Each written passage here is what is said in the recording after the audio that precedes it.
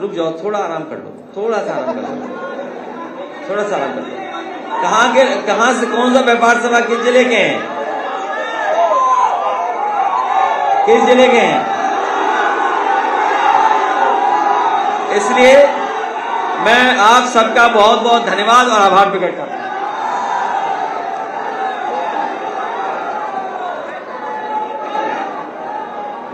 ये एयरपोर्ट जो सरकारी संपत्ति थी, ये एयरपोर्ट, अरे तुम तो हवाई जहाज में नहीं बैठे, तुम्हें कैसे पता?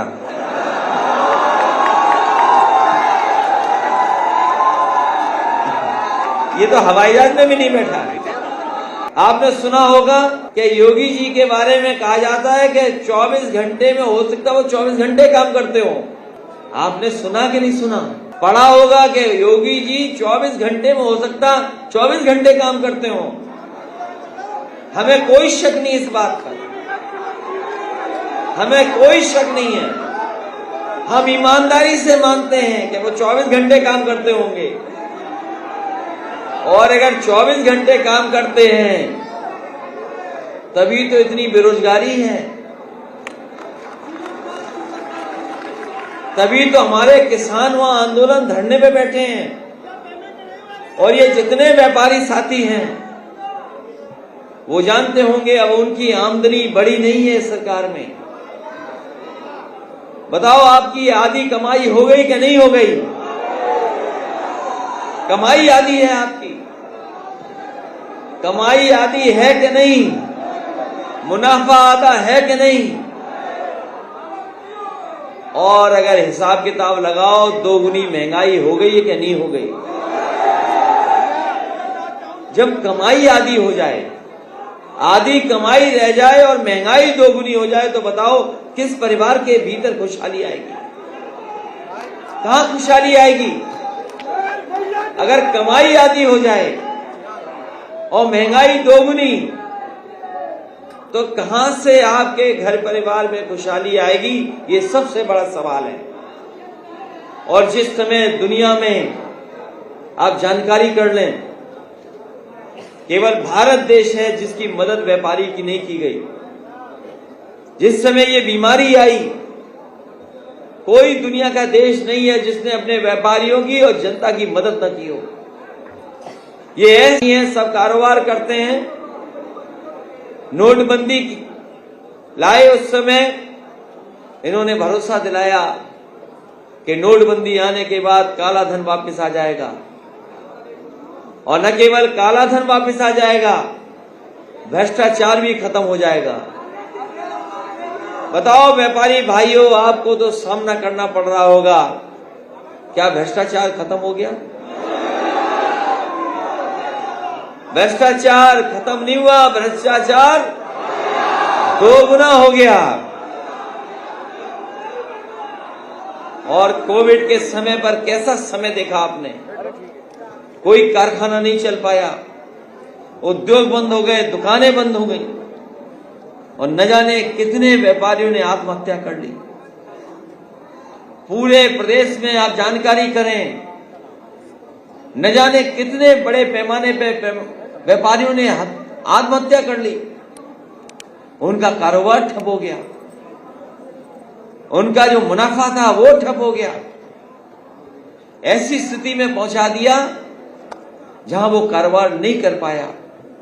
पहले तो नोटबंदी, फिर ये बीमारी आ गई, व्यापार पूरी तरीके से चौपट हो गया, व्यापारी ने आत्महत्या कर ली।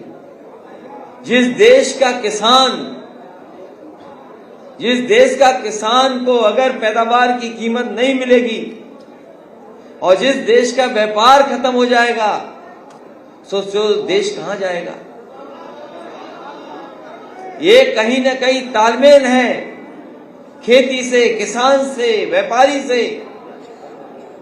अर्थव्यवस्था वही चलती है, अर्थव्यवस्था वही मजबूत बनती है जहां पर किसान मेहनत करे, उसको लाभकारी मूल्य मिले, और उसके बाद व्यापार अपने आप चलने लगता, उसको कोई रोक नहीं सकता व्यापार को। जो सबसे बड़ी कड़ी है किसान और व्यापारी, उस दोनों कड़ी को अगर किसी ने तोड़ा है तो ये भारतीय जनता पार्टी ने। कहने को तो व्यापारियों की पार्टी है,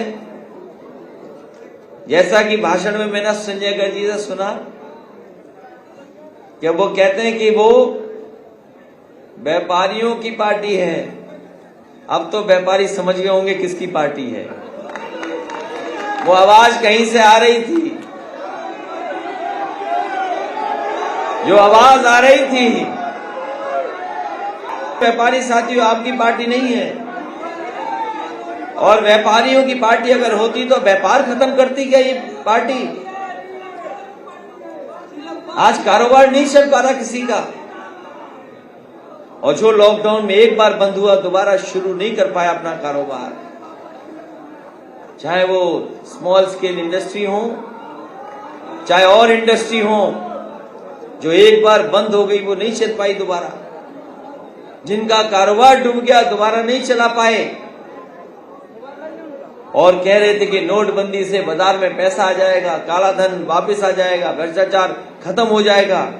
उस समय भी मैंने कहा और आज भी मैं कहता हूं कि रुपया हमारा काला सफेद नहीं होता, काला सफेद रुपया नहीं होता। अगर कोई चीज काली सफेद होती है तो हमारा आपका लेन देन काला सफेद होता है।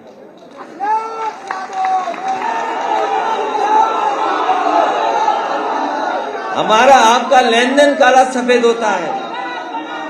और बीजेपी के लोग कह रहे हैं कि रुपया काला सफेद है।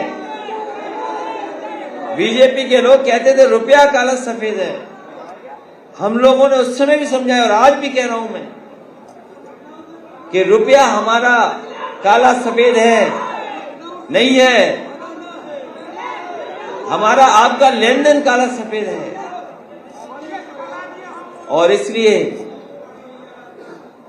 जिस तरह के फैसले लिए गए सरकार में, इस देश का कारोबार खत्म करने के लिए फैसले लिए गए।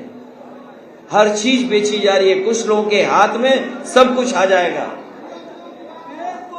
कुछ दिनों में कुछ चीजें कुछ लोगों के हाथ में चली जाएंगी। आज जो बड़े बड़े व्यापारी हैं, जो आपके व्यापार पे कब्जा करना चाहते हैं, ये तो सब मोबाइल वाले लोग हैं। अमेज़न भी देख लेते होंगे, उसमें क्या क्या सामान मिलता है, क्या खरीद सकते हो बताओ। अमेज़न खोलो, उसमें कंडे मिलने कि नहीं मिलने देखो आप। अमेज़न जैसी कंपनी जिसका मालिक दुनिया का सबसे पैसे वाला आदमी है कि नहीं है? दुनिया का सबसे पैसे वाला। और मैं ये दावे के साथ कह सकता हूं, संजय गर्ग जी और ये जितने पदाधिकारी हैं, यहां कोई कंडे वाला व्यापारी नहीं आया होगा, कंडा बेचने वाला कोई व्यापारी नहीं आया होगा। लेकिन दुनिया की सबसे बड़ी कंपनी जो है, सोचो वो कंडे बेच रही, वो भी ऑनलाइन कंडे। तो सोचो व्यापार और कारोबार किसके हाथ में जा रहा है? ये एयरपोर्ट जो सरकारी संपत्ति थी, ये एयरपोर्ट, अरे तुम तो हवाई जहाज में नहीं बैठे, तुम्हें कैसे पता?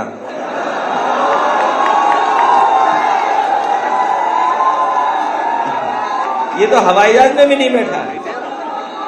और कुछ दिन बीजेपी वाली सरकार रही, अभी तो डीजल पेट्रोल महंगा हो रहा है। ठीक कहा आपने कि जीएसटी कपड़े और जूतों पे भी आ गया है। कपड़े और जूते में वो लगता है जूतों पे इसलिए बढ़ाया गया जीएसटी क्योंकि हवाई चप्पल वाले ही हवाई जहाज में जाएंगे।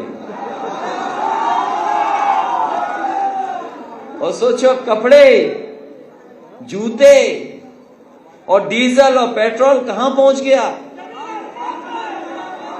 आपको मुनाफा नहीं मिल रहा, मुनाफा आपके हाथ में नहीं आ रहा।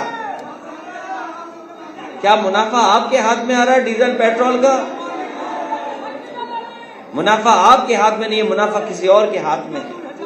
और जो लोग ट्रांसपोर्ट का कारोबार करते होंगे वो जानते होंगे उनका कारोबार पूरी तरीके से ठप हो गया है।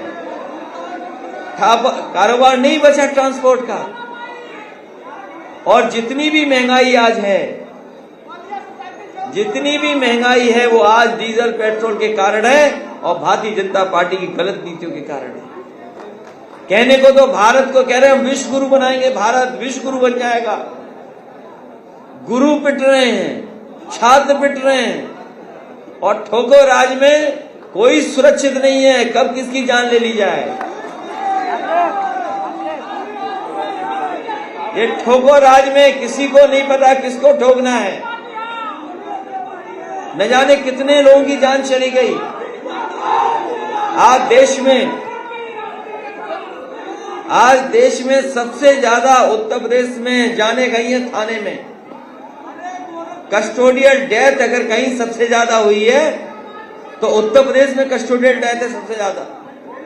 नेशनल ह्यूमन राइट कमीशन ने सबसे ज्यादा नोटिस अगर कहीं दिए तो उत्तर प्रदेश को दिए हैं। और सबसे ज्यादा लूट और हत्या भी व्यापारियों की हुई है। इतनी पूरे देश में कहीं नहीं हुई जितनी उत्तर प्रदेश में हो गई। मुझे याद है सरकार इनकी बनी बनी थी, पूरी दुकान लूट ली गई उनकी।